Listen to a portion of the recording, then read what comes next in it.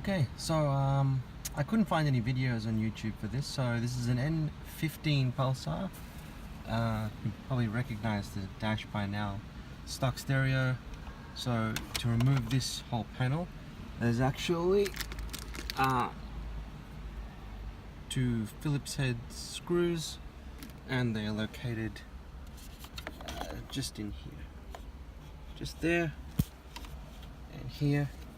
And then the whole panel will pop out if you just use some of these tools here. These are very handy for removing the panel.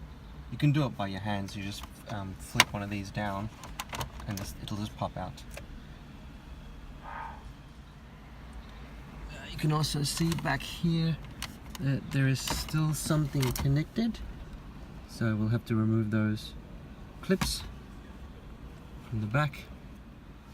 Alright, so this one required a press here, and this one had probably need to get a screwdriver in there, but I managed to get my nail in and push that out.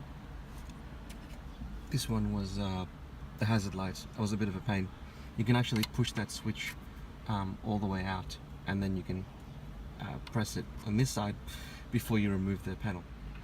Alright, so I removed those 4 screws, and I'm now replacing, I just removed this from the old head unit, and I'm putting it now onto the new head unit, so that those 4 screws can then pop back